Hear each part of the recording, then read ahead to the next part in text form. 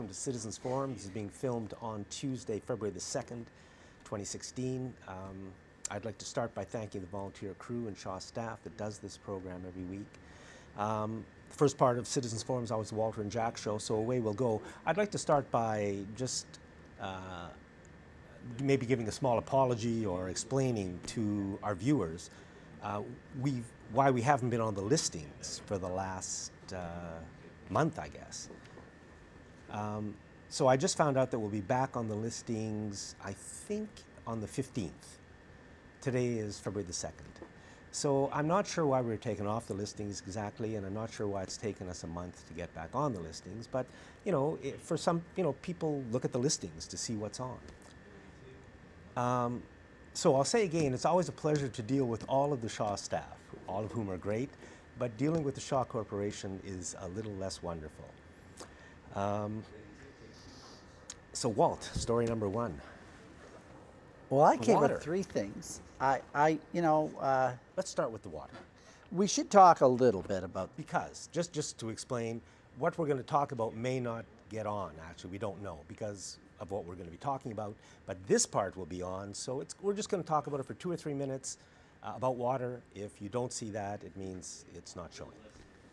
Yeah, well, I was just looking at some of the information that the people from the Shawnigan Lake Residents Association was putting on their website and talking about the threat to their watershed. It was in regards to the dumping of contaminated soil in a landfill site up there. And they had mentioned that the elevation of the landfill was not only above Shawnigan Lake, but it was also above Souk Lake. Which is where our city gets its water from. Exactly. So to try to make the story as short as possible, basically there were some reports that were done. The CRD heard those reports.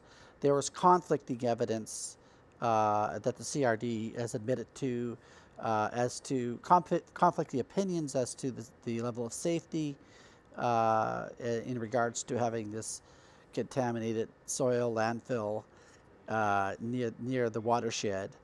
But nevertheless, the CRD, in their wisdom, thought that it was acceptable risk of some sort. I can't remember the exact wording. We should look at it, but they have no issues with it.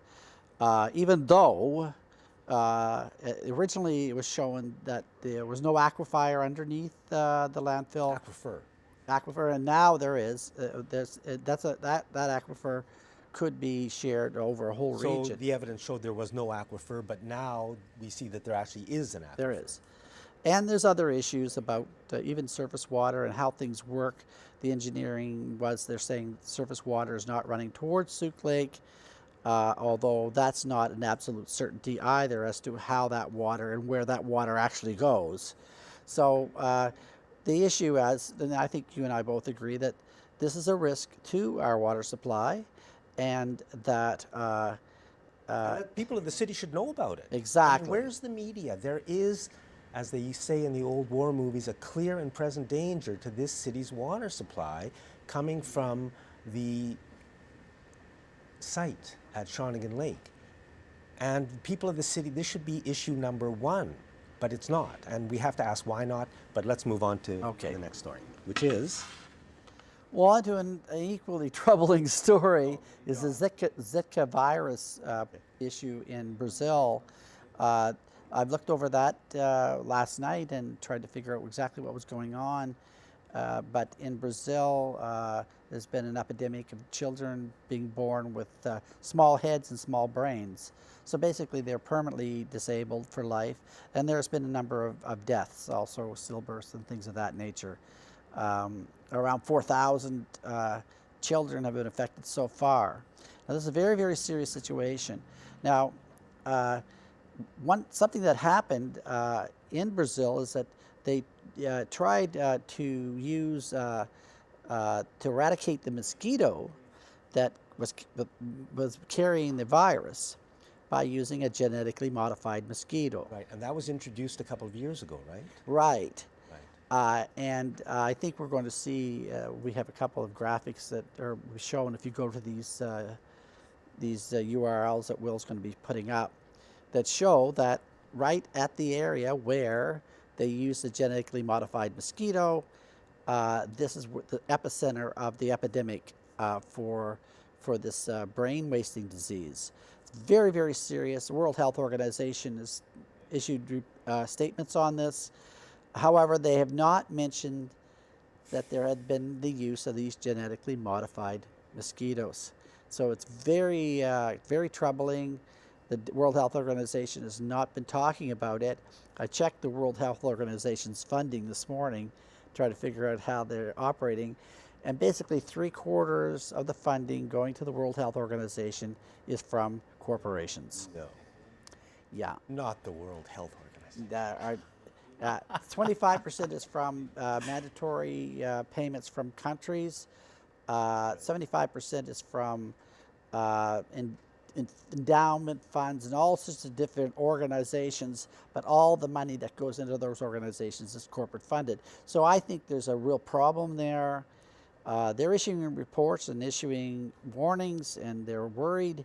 However, I think if they don't go after what looks like the real culprit, it looks like that this mosquito, this genetically modified mosquito, looks like the culprit. Or not, but at least it's got to be in. That's the problem. They always leave out anything they want to leave out. They completely control what we're told. I'm talking about the media in general. It's a disaster.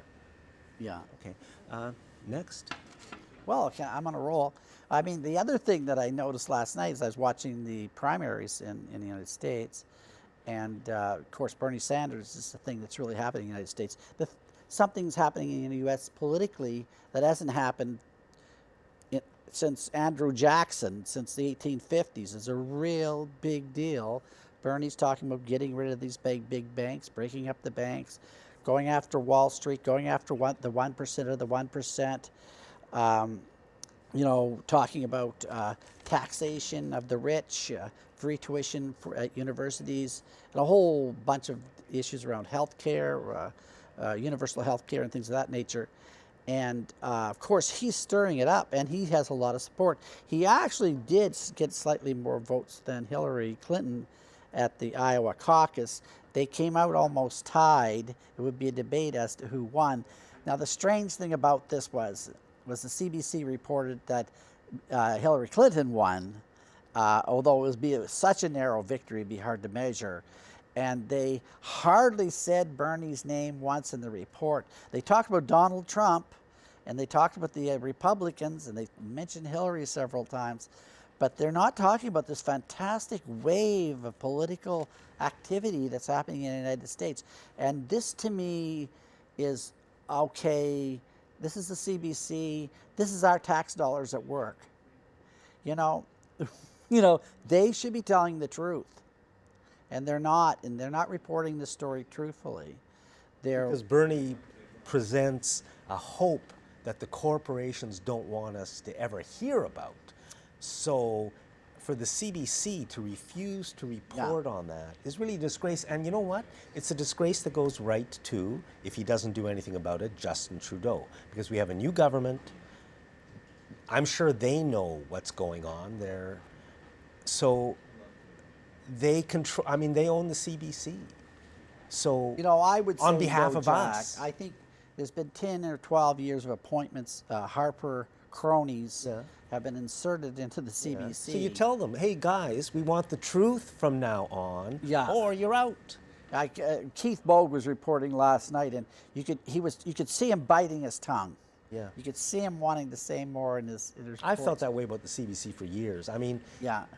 Give us the truth, or at least see, everybody gives the spectrum from here to here. Nobody gives the spectrum from there to there, which is where it really is. So when the CBC talks about ISIS, ISIS did this, ISIS did that, but they never tell us the truth, which is that the U.S. and its allies are funding ISIS, and on behalf of the corporations. It's got nothing to do with the people of the United States.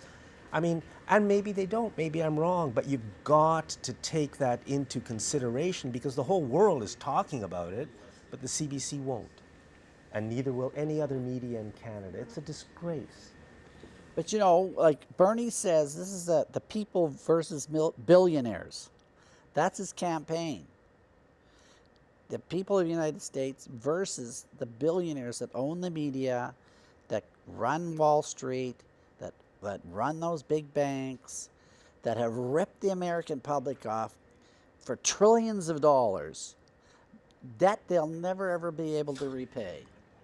And the other, he's up against Hillary Clinton, who was getting millions and millions of dollars of funding through these super PACs. And the thing that Bernie does not accept any corporate funding whatsoever. He gets his funding from, it's almost like crowdsourcing. And, you know, he sends out his little lists on his lists, and he asks for $3. Start with $3.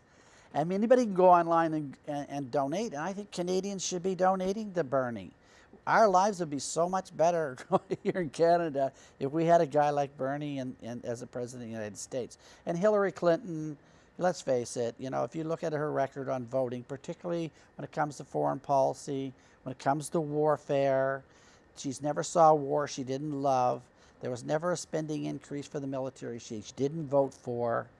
You know, she's always sided with the elites, time and time again.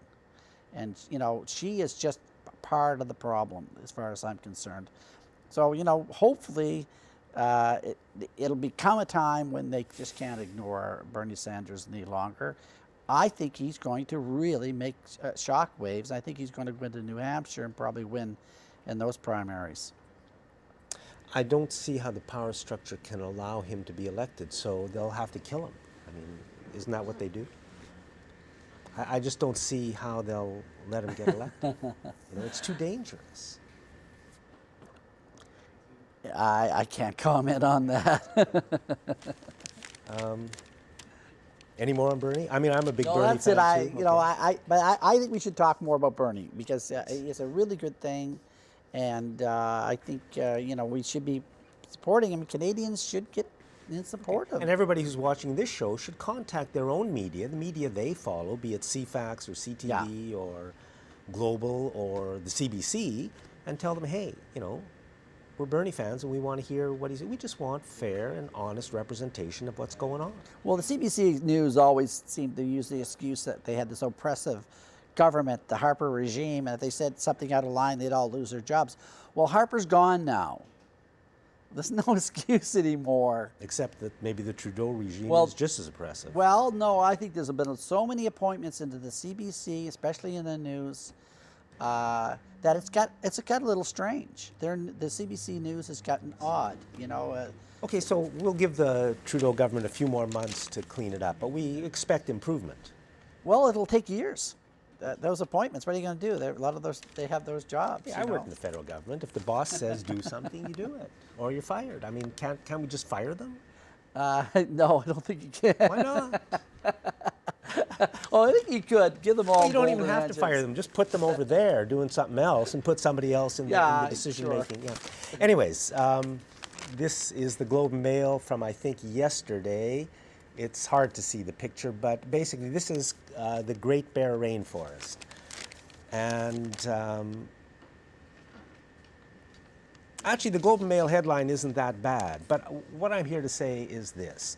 We're being told that this wonderful agreement is in place and the Great Bear Rainforest is protected.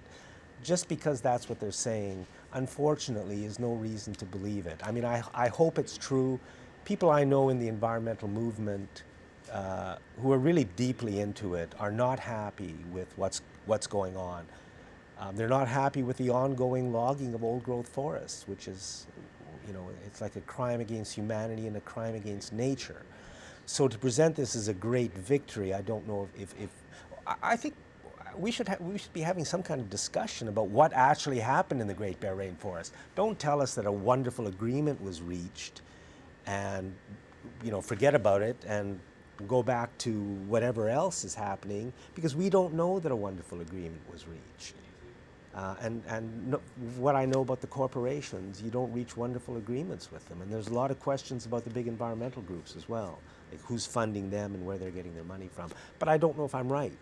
But I mean, I'd like to know in detail, just like we know about all the hockey games. What are the details? What does it really mean in simple language that we can all understand, truthfully and honestly, and then we know what it is. Yeah, I'm suspicious. I mean, who wouldn't be? When they say they're going to be able to log 15% of the all the land that's being protected, but is that the valley bottoms, the massive first growth trees that only grow in very special areas? Probably 75% of it can't be logged because of its mountains and all that. I don't know that for sure, but I'm suspicious as to what they're going to be allowed to be logged. But my major concern is with environmental groups. I'm not sure who was involved in these negotiations. I think Forest Ethics was involved. They've been mentioned. Greenpeace. And Greenpeace. And Others. others. But the thing is, the First Nations people, I'm not asking any questions about that. They have to be at the table. The thing is that there's always this question about legitimacy in government. Why would the Forest Ethics people and Greenpeace, how can they pretend to legitimately represent the rest of the citizens of the That's province? right. Why are they at the table? Who are they? Yeah, Yeah, and what is, you really have to start there to say, well, I can't remember voting for them or anything. So why are they negotiating a settlement with anyone? I mean, they should be resource people and provide the technical background and all the other expertise that's involved with making these assessments. But they're not the people that should be there, in my view, representing me. I'm not asking them to do that. I would have hoped that my government would have been there to represent forget that. but to represent all the citizens of this province and to find out what our views are and to act like a government. But what we're faced is we have a government that acts on behalf of corporations for the most part, and negotiations are always, they're running, they're doing the work for their corporate buddies, and we've always come up short on these on these deals before. So I'm quite skeptical that something's going to be not too good about this deal. Something you did mention, you said something about the Walbrand Valley and other Right. things. Now, my understanding is, and I don't know if this is right, but basically, the big groups, in order to get these big deals that they're getting, have basically said okay to what's going on in the rest of the province, including in the Walbrand Valley. So, and I mean, under this Great Bear Rainforest thing, which I really hope it is wonderful. I hope it's everything we dream it to be. But right now, I think the Walbrand Valley, right next to Victoria, is under attack. Not right next to, but I mean, it's really there's no old growth forest left. This majestic, wonderful thing that was here and is being totally destroyed by these corporations. The last pathetic remnants. Nothing in the media. I don't know really if I know that they're right there. They're ready to log. Is anything happening right now? I don't know because, where do you get the info? Really, I mean, there's such a little amount of true first growth forest left in this province. I don't know, it's like 2 or 3% or something, that they should not cut one more tree down. They should be finished with this. Why do they have to cut every single tree down? Every single old growth tree? That would be it. If the government came forward and said, that's it, we're not cutting old growth anymore, we're just going to figure something out now, because a few years from now we're going to have to do it anyway because there'll be nothing left. I mean, they don't even have to have any other motivation other than economics, but they won't do that. They seemingly have to cut every last old growth tree. We are in such big trouble at every level. The province, Christy Clark, I mean, oh my God. On every issue. They were just talking about the court system today. The court system is collapsing because they don't have money for sheriffs and clerks. I mean, it's like the corporations who I think Christy Clark works for are just ripping our society apart because they don't want a society here. We're just in their way. They want pipelines, and the people are giving them aggro. So, hey, let's... Well, the LNG thing, I think, is going to be Christy Clark's, maybe her swan song. It may do her in. It's going to do us in. Well, but she might resign because it's not going to materialize. The LNG is a pipe dream. Yeah, but you know, she's just, you know, she's hired on to be the premier, and she'll be the premier as long as they let her be the premier, and then she'll move on to something else that's great, like Gordon Campbell. I mean, he's Canada's High Commissioner to Great Britain. I mean, give me a break. You can always hope, Jackie. Things could come, something good could come. Well, out of that's what this. we've got to focus on, really, because that's the issue. How do we take back our government, and how do we take back our media? I mean, that's really, you know, everything else is the symptoms. We talk about the symptoms. Yeah. But getting right down to it, we've got to take back our government. We've got to take back our media. So We need a Bernie Sanders here in British Columbia is what we need. yeah, Bernie Sanders would be nice. But, you know, we've all got to do more. I mean, it's frustrating, isn't it? Walter, thank you very much. Always a pleasure, Jack. And thank you for watching this week's Citizens Forum. Welcome back. This is segment 2 of Citizens Forum, being filmed on Tuesday, February the 2nd. Our guest in this segment is Chris Cook. And Chris, you're a media empire, so why don't you? Radio. Yeah, radio and online too. Yeah, as an empire, I think I'm going the way of the American empire.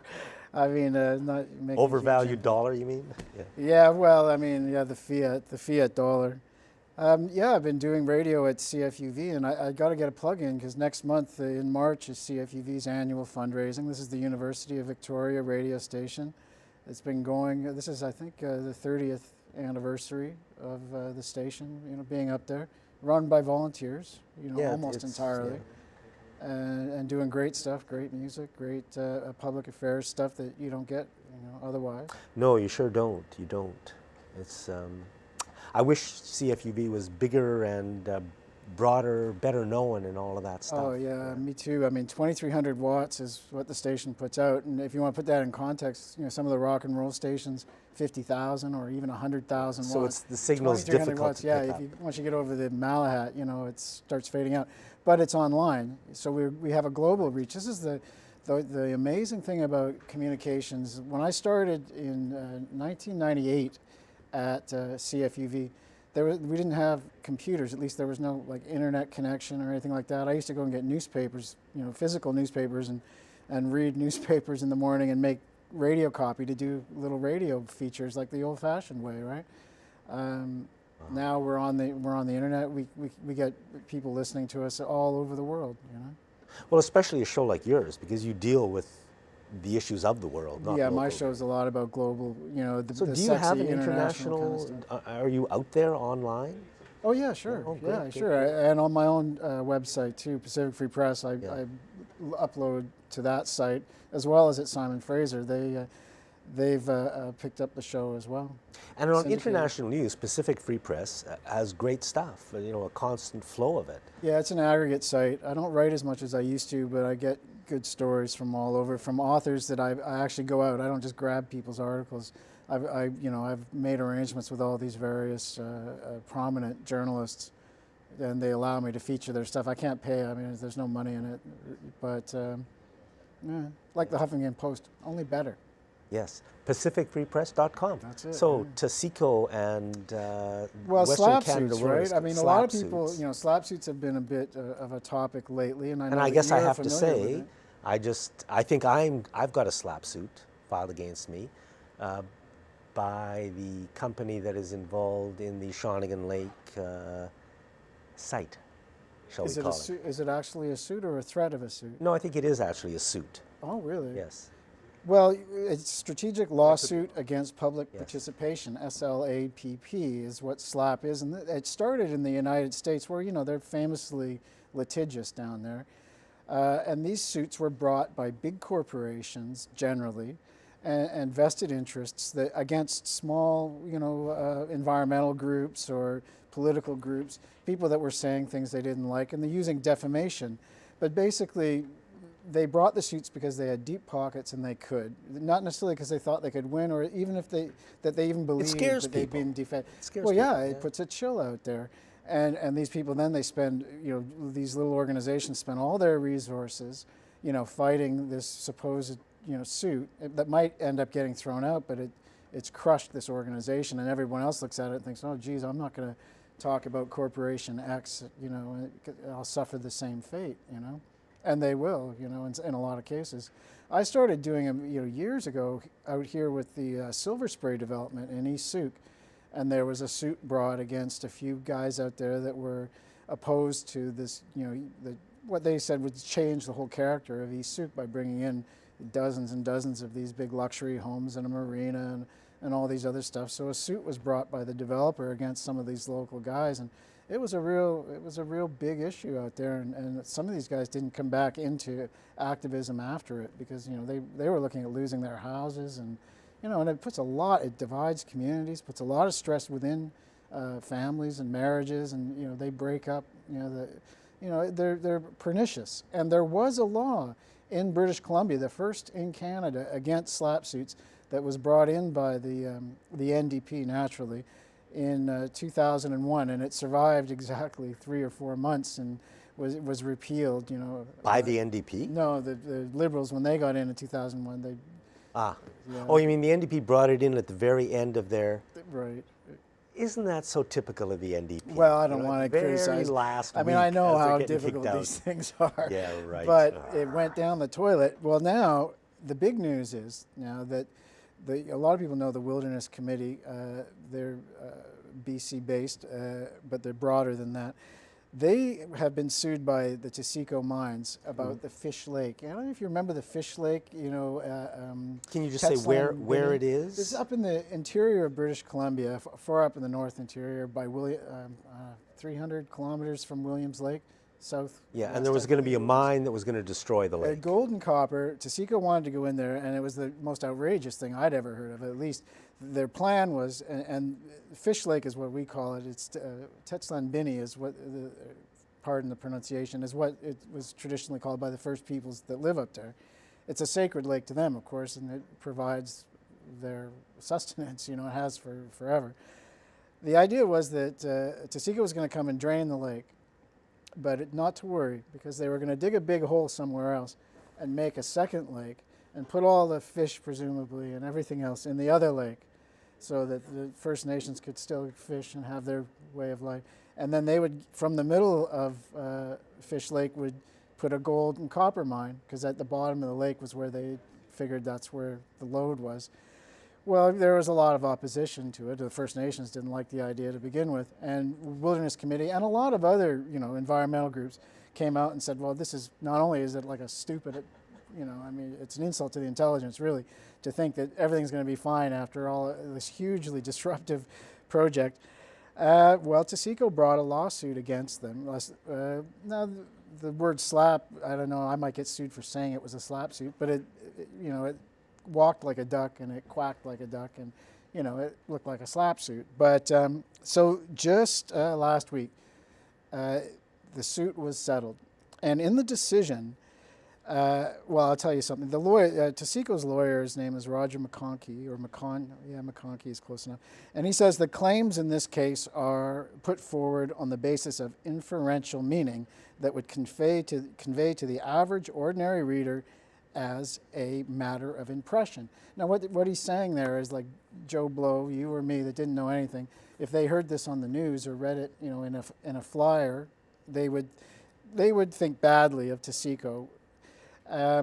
It says it would create an impression that a person that didn't have special knowledge would infer badly for. Special knowledge is not really defined in the thing that I read. Well, the justice, Supreme Court Justice Gordon Funt, now he awarded special costs to the Wilderness Committee, and he blasted Taseko. Now, he didn't say the word slap. That's, I think, too politically charged.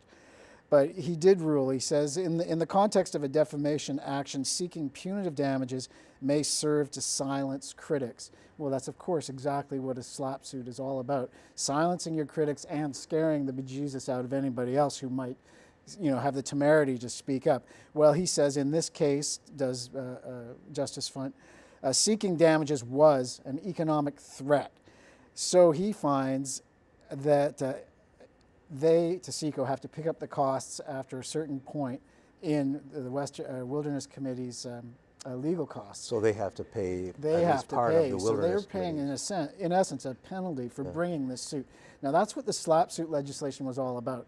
It was that you couldn't bring this suit and put all these people through all this ordeal, financial and mental anguish, and then just walk away. Oh, well, we lost. Okay. There had to be a penalty that would dissuade people from abusing the courts. And this is using the court system that we pay for as well, which is already overburdened. But so Justice Funt said something great. He goes, well, the public is neither a sheep nor a parrot. A reasonable and ordinary member of the public would view that the Wilderness Committee statements were comment as part of a freewheeling debate that engaged jobs, the environment, the economy, and First Nations. Now, this is fair comment. This is like when you on this show or Walt or any of your guests, they say, well, it's my opinion that, this is that. You don't have to hold them to a standard of being an expert or have them show the camera, a website that, a journalist cited it. I mean, people are allowed to have opinions in our society, at least, up till now. Yeah. But, and this is the judge ruled, and this, he ruled, was something that TSECO had crossed the line and had to pay for it. So now, of course, the Wilderness Committee is overjoyed, but they also say, great, now let this be a first step towards bringing back SLAPP legislation so that other corporations, maybe like what's going on in Shawnigan Lake, can't use the court as a bludgeon against fair comment. The courts are one of the few places we have left, and I just hope we don't lose them because, sometimes it works, sometimes it doesn't work, but, in so many instances, it's the courts, the Supreme Court or a lower level court that is doing what the public wants while the government has been totally corrupted. I'm sure the corporations know this, and they're probably sitting in the boardrooms right now saying, okay, how do we get control of the courts too? Well, we see our American friends, their judiciary is politicized. A lot of judges are elected, a lot of district attorneys are elected. So not necessarily on the merit of their standing in the legal community or anything like that. They can just run a campaign, get their dirty reds. I'll be the toughest guy on whatever, Right. Muslims or whoever the enemy du jour is. And that's enough to get them in a position that they're not really qualified for. But the effect is it politicizes the judiciary. Thankfully, in Canada, the judiciary is separated.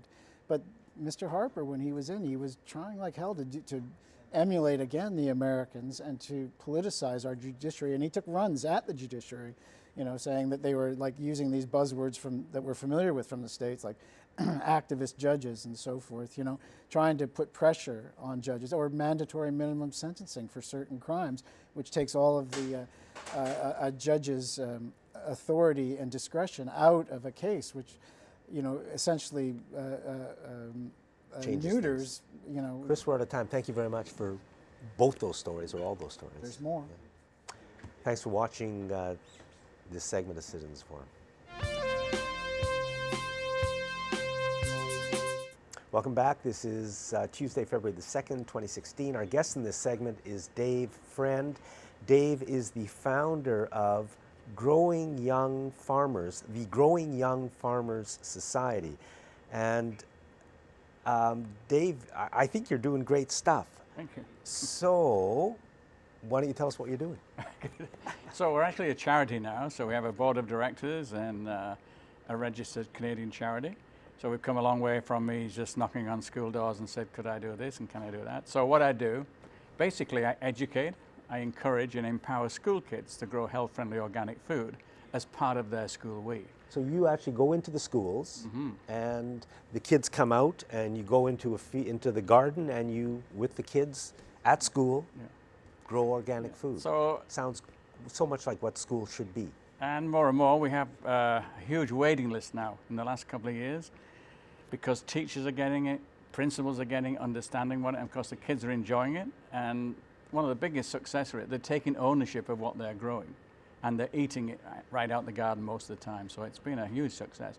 And just to clarify, it's not just me anymore, because I've been marketing it and pushing it and making more kids enjoy what they're doing and having fun. They don't have any choice, because it's become part of their school week now, and it's actually becoming more and more part of the curriculum, which is what I wanted. I mean, that's a huge bonus for me. And so at the moment, as we speak, we have a waiting list, not just of schools, but classes within the schools that have got the program. So more and more teachers. I've just come from an interview with a principal of an elementary in Machosen, and talking about putting 2 classes in for the spring session. And I said, well, I'm a bit disappointed. I thought there might be more classes. He said, every single teacher in the school wants the program, but we can't do that, which is awesome. I mean, to hear that sort of thing. So are you looking for more volunteers? So what we're looking for, I call myself a grower educator, because we're growing and educating, as well as encouraging and empowering. And so I'm on the lookout. We have a promotion going out. Every brochure that goes out has an insert saying we need grower educators, we need grower educators. I've got 6, including myself now, there is 6, if you like, sort of qualified grower educators, and about 10 wannabes for the spring session, which is awesome. So what they will do, they will shadow myself or one of the other ones. And just when they feel they're ready to be a grower educator, and when we feel they're ready, then we stand back as grower educators, and then we've got another one slotting into place, so we can get into more schools and more classes, But just quickly, I bumped into somebody not so long ago who, I was an organic grower for a number of years on the island. I bumped into Alex Campbell Jr., and through soccer and stuff like that. I used to play semi-pro soccer, and he played soccer. And he asked me if I would be, contract with Thrifties as a consultant to help get more local certified organic stuff in the store. And then he also asked me to go around the stores and sort of demonstrate it and stuff like that. And I said to him, well, yeah, okay, let's talk money. And I said, you're not dressing me up in a tomato suit or a carrot suit. So this is going back maybe. This is going 10 more years sort of thing. Yeah. So you worked for Thrifties for a while, promoting organic foods. Yeah. And you know what? I remember when there wasn't that much organic food in the stores, Thrifties was great. They were great for a long time. Yeah, in fairness, We all owe a lot to Thrifties of the past. Yeah. Alex Sr., he started the push, and then Alex Jr. with Michael Mockler, the produce director. Yeah. And they brought me in to give that push as well. And I admire them for doing that. But I just got asked today, another interview, this is my 4th meeting today. And why did I actually start, educating, encouraging, empowering kids to grow food? Because the empowering part is get on and do it. It's not difficult. You do it and then you eat it. There's a number of reasons, but very quickly because of time. One of the big ones, on the island, we've become dependent on imported food. That's what we've done. And there's 750,000 of us. We're heading for 1 million. We all need food. If we don't get food, we die. So when I realized we have only 3 days of food supply. So for instance, if the transport stopped now, what is it, Tuesday? Yeah, Wednesday, Thursday, Friday. This time on Friday, not next week, next month, next year, we'd be out of food in our supermarkets, grocery stores, restaurants, fast food, and where do 99% of us source our food? People would die. I mean, it's absolutely criminal how we, whoever we are, have allowed ourselves to get into that sort of thing. But we've been conditioned, and we've been sort of spoiled by be able to get food 7 days a week, sometimes 24 hours a day now. So that's one of the reasons that I thought. The other reason is I was at a school many years ago just talking about food and why children should be eating more nutritious food. And so my question, what is food? Tell me about it. So they'd start telling me, and a 7-year-old in the front row, he stood up and he put his chest out and he said, food comes from God and he sends it to Thrifties. Well, it's funny or not. So if a 7-year-old, maybe they're very religious family, and that's okay, or maybe his dad was having a joke one night, but I thought, if he really believes that, not a million miles from farmland, then that's another thing, sort of thing. But one of the things that really pushed me into it, I was in Dubai doing some public speaking out there about food insecurity. And I've just told an audience of female students, 18 to 25, a lot of them they were with their natural clothing on and just little slits, some of them, but underneath, all the designer clothes and makeup and stuff, that they've only got 18 hours of food supply in Dubai, one of the cleverest cities in the world, supposedly. So it was in a theatre, about 200 odd. So I had somebody with a radio mic, and they went up to one of the girls with a hand up, and she said, I would go in my father's jet to where there is food. And everybody put their hands down. So it's funny, but I mean, it's a reality. The East Indian males who were building the place at the time, I mean, I was there, And I suddenly thought, I don't have a private jet. Well, I do, but the tires were getting changed and stuff like that. No, I don't have a private jet. So I would be in trouble. Coming back, nodding off, jet lagged there from here to here to here to get back here. And I thought, I've got to stop talking about this. And that was the 3 or 4 things that led up to creating the program, you know, and it's just grown from there. And now I have these other grower educators. We do need more. I've got a waiting list of schools. The Cowichan Valley, there's about 10 schools want the program there, you know. So. How do people get in touch with you and your group? So the easiest thing is to Google Growing Young Farmers. Okay, Google Growing Young Farmers. Yeah, and it comes top of Google. Yeah. And if I can say another one without confusing people, if it's gyfs.ca, and that's as easy as anything. So, and yeah, it comes up and tells you a little bit about what's happening, about the charity. A lot of people have donated and sponsorship, and we're looking to do some fundraising and some grants to get sort of more money into the kiddie. So what I want to do is pay, so I don't mind saying, and it's one thing to put out there, we charge the schools $35 per hour for a grower educator to go in. Now, as a consultant, I can get $150, $170 an hour, but you know, for the schools, I think that's right because they don't. Some of them have money. So what I want is to create a charity and probably a foundation where we can pay the grower educators $25, $30 an hour and not charge the schools and get it into more and more in schools. Well, that sounds great, and of course the schools should have enough money to do this kind of thing. That's another debate. Yeah, that's another issue. But so you'd like to create a charity that would be able to pay, and of course people should get paid $25, $30 an hour to grower educators to go into the schools and teach organic gardening. Sounds great. Yeah, well, at the moment, of the $35 that we charge the schools per hour, we pay the grower educators, including myself, $17.50 an hour, which is not a lot of money, but it's more than the minimum wage. And every single grower educator I've got, I really doing it not necessarily for the money, but the money helps a little bit because they believe in, you know, what I've created, and they believe in the program, you know. And when they see the kids learning and enjoying, and little preschoolers sort of talking about hugel cultures and lasagna gardening and, you know, everything like that, it just makes it more rewarding, I think, you know. How many schools are you in? So for the start of the spring, I think I can manage 10 schools with the other grower educators because we need more classes to come as well. We don't need more, but I like to have not just one class, but as many as I can from one school because more kids are getting educated, encouraged and empowered to grow food. We've got 10. It looks like I can maybe squeeze another 2 in but that collates to something like 1,200 kids every week, learning about food and growing food. So the kids, do they go to their homes, or if they happen to have a house, and are they gardening? I nearly forgot that. Thank you for that's a good one. That. So thank you. That's why we finally pay you the come big through. bucks. Yeah, right. Yeah. So we think at one of the schools, they're doing a double check before I can say what the name is. They think about 75% of the kids that have been in the program now have organic food gardens at home that didn't have them before. I mean, if nothing else, you know, I mean, I live in Sydney and I've lived there for and I get stopped regularly, and a parent will say, "Hey, Mr. Organic, come here," and I think, "Oh, what have I done now?" And then give me a hug and say, you know, "Thank you." And it's well, you know, as you go around, like there is a lot of semi-rural land around Victoria that basically is covered with grass and nothing else. Yeah. And there's probably a lot of people who want to grow. It would be nice if those two things could come together in some way. Yeah. And start building our food supply from 3 days to 2 weeks. Might be a start. Well, you know, very quickly, Government House have given me 10,500 square feet, Government House in Victoria. Really? To create a children's food growing garden. You know, Government House is wonderful. Yeah. But it's very, you know, so we've walked the kids from Sir James Douglas Elementary up there into the program. And we've now created a food forest and everything there. It's just really taken off. And now every single class in that school will be part of the program come the spring. Every single class from one school.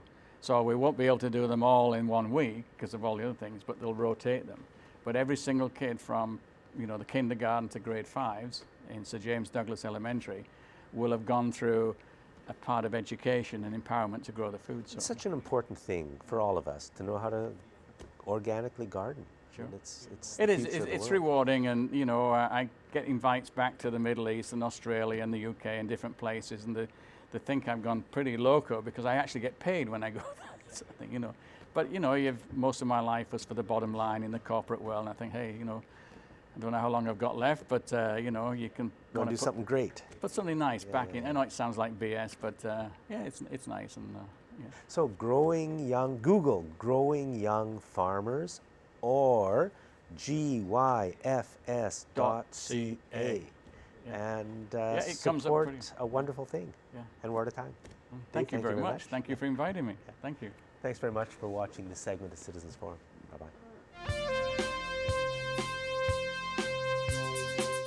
Welcome back. This is being filmed on Tuesday, February the 2nd, 2016. I'd like to thank again the volunteer crew and Shaw staff that makes this program happen every week. Our guest in this segment is Brian Gilbert. We're going to be talking about sewage treatment. And Brian, just as we were talking earlier, you said we've got to have a positive outcome from all of this. And really, that's the issue. We're talking about potentially billions of dollars. We face potential disaster if we go wrong. So where are we at and what can people do? Yeah, people have to realize this month, February 20th, is your deadline to actually get involved and say something to the CRD. There's a narrow window of public engagement that's open right now that is your last chance to tell them what to do. So my recommendation, go to the survey, none of the above. You have to click, use like 1, 2, 3 options, they require this. But then put down in your comments what you really think is going on. And none of the above, because the CRD is aware of at least 3 alternatives that are hundreds of millions cheaper, and they're not part of the mix. We're not seeing them. This information is not being brought forward at this time. So just to repeat that, the process is about to end. Mm-hmm. Public involvement, which has been such a big deal, is almost over. And there are potential solutions on the table that can save us hundreds of millions of dollars, but they're not being put forward to the public anywhere. They're not part of this mix that we're seeing right now. They really have been rushing to get this March deadline, which is a questionable deadline if you start to look at the story that's going on behind. So it's all been driven to that March deadline. They back it up, very narrow period of time. When a liquid waste management plan is approved by the province, that's it. There's no recourse. The public has no further say in what goes on. So whatever amendment they get through in March, based on the public engagement they're doing right now, based on the little pieces of information they're telling us, that's what's going to be the next liquid waste management And that plan. will go to the provincial government, who will, I guess, approve it, and in a few short months or whatever, They'll start planning it out. And it's worth putting out mentioning RFPs. also, as part of this, that we are going to have to go a long way in terms of sewage treatment to match what the ocean is doing. You know, of course, pouring everything into the ocean isn't the greatest thing, but bringing it onto the land and trying to deal with it also has a lot of environmental costs as well as financial costs.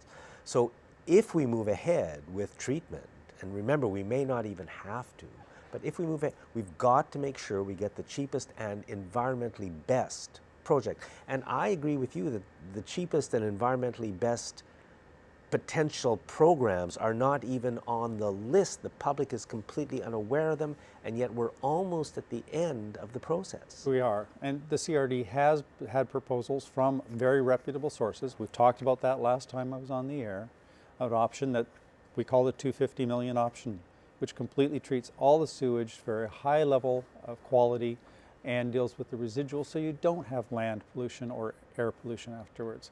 You know, now you're getting environmental benefit and economic benefit that starts to make it worthwhile to do sewage and do it really well. Do it modularly, resilient for the future. These are goals that everyone understands, yet we're rushing down to do everything at Rock Bay. We talked about tearing up all Cook Street Village to put the pipes through, all the disruption to the city.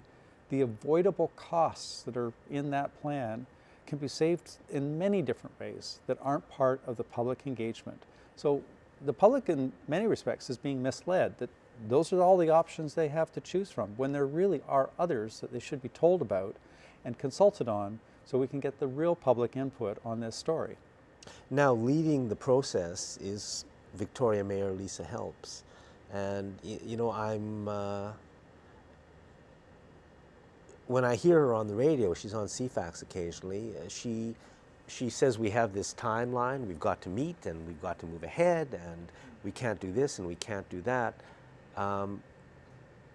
What do you, I mean, you're much more, you know what's going on. What is Lisa doing? I wish I knew what's going on. No, I don't know what's going on, to be honest. I can just see what's missing in the gaps and what we're being told, and I'm left with questions too. I really don't know why so much force is being to drive this so fast when you step back and you look at the bigger picture. The CRD has started a task force to look at what's called integrated resource management. 3 words which mean you look at all the waste streams that are coming out of us, solid waste, wood, plastics, you look, and sewage, and compost, and garden waste. You look at the big picture, and you say, big picture-wise, what is the best way of handling these in the future, going forward?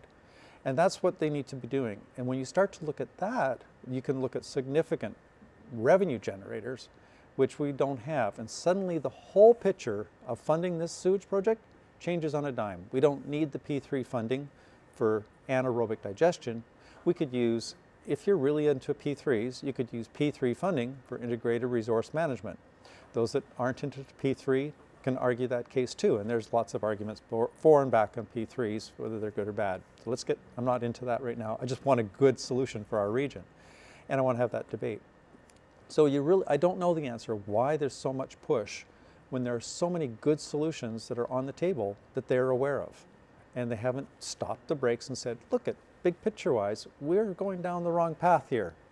Let's take a bigger, longer-term picture that's beneficial to the environment and to our economy. And we are talking literally $2 billion, $1 billion to build. Yes. And there's only, there's not that many people here. We're talking $1 billion. Yes, some comes from the province, some comes from the feds. If we go over budget, it's all our money. That's us. Anything over budget, that's hundreds of millions of dollars without question. I think about the people on fixed incomes, and that's where I just go, like, if we're going to ask them to put up $500 or $600 or $800 a month, a year more, let's do it for things that have really got a benefit to our region. Yeah. And these are people on fixed incomes. That counts. That hurts, and we need to be thinking about that too. And that's why I'm here too. Like, this is a personal thing for me.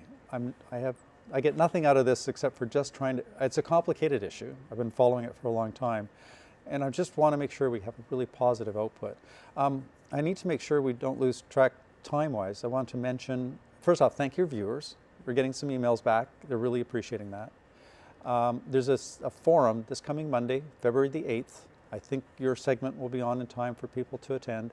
It's at the Vic West Community Center. Monday, February 8th. It's the family day, but it was the only time it was available. Right. This is a public forum. This isn't a CRD one. 7 o'clock? 7 o'clock to 9.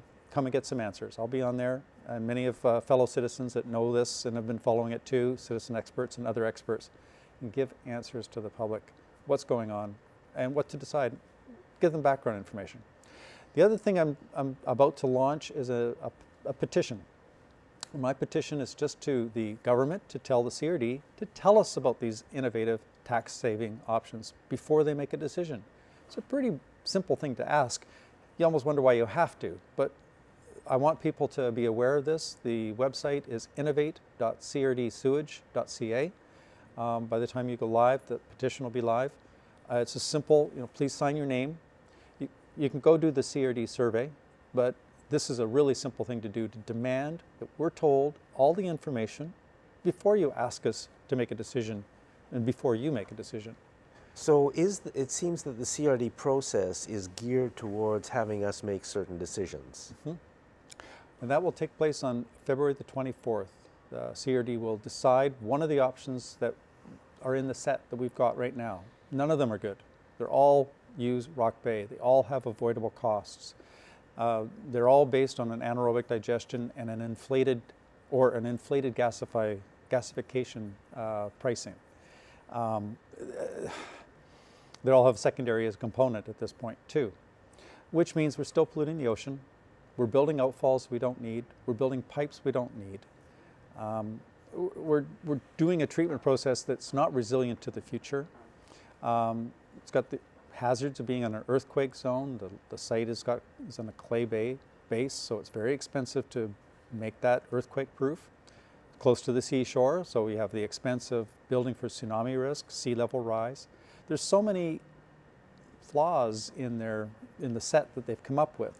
And once they've decided, that's it. It will be Rock Bay. And that will be the next time we'll have to do it.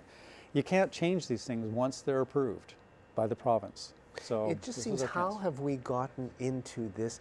What's this inexorable force that keeps pushing? Because the original plan, which got derailed, thank goodness, by Esquimalt, was to spend $1 billion there to build a plant that did, I would say, zero environmental benefit. Am I off by much in saying that?